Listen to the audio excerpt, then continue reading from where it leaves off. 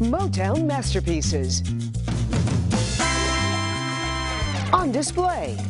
Come with us as we take Detroit's cherished history for a spin in Cuba's capital.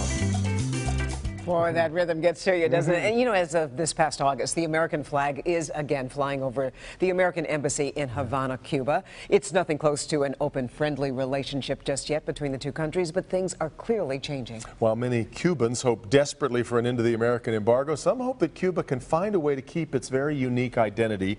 And recently I found that that identity is in part a beautiful tribute to Detroit. Julio. ¿Cómo estás? Gracias, señor. Julio runs a business in Havana called Nostalgia Car.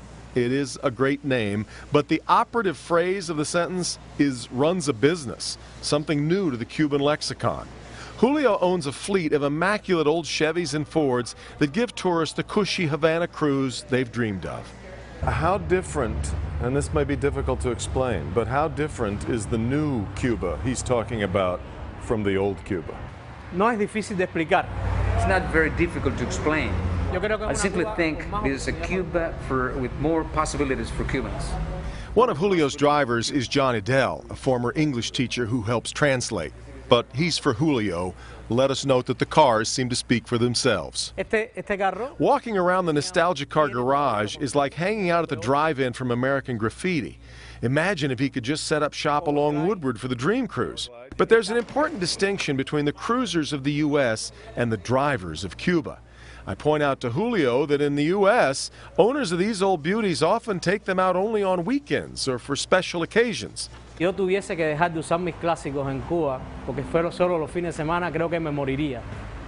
Well, in fact, I think that's the beautiful thing about Cuba is that these are not special occasions. People are living in their lives with these cars in a very real, everyday way. Julio sold one of his prized cars so that he could buy this garage and set his business sailing, or cruising. He then had just enough money left over to buy this 1937 Ford Coupe, nearly 80 years old, but would you believe it's today his everyday car.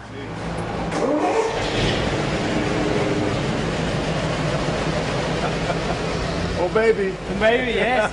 Power 77. And this octogenarian vehicle is my first glimpse at the extraordinary ingenuity wrought by an embargo that makes parts nearly impossible to come by. He's making these starting from scratch? Yeah. Just taking sheet metal and turning it into... Turn into this. You're basically running your own car factory. Your own assembly line. From that to this. Yeah.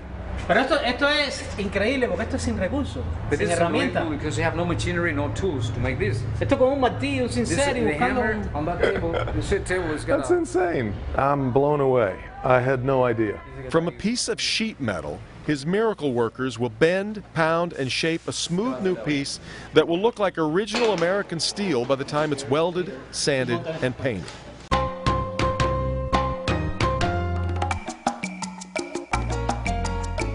And they're not exactly doing that from measured drawings or specs. It is unbelievable. We've got much more for you to see, so I hope you'll join me tomorrow night. Our primetime special is Havana 313, Local 4, tomorrow night at 9 o'clock.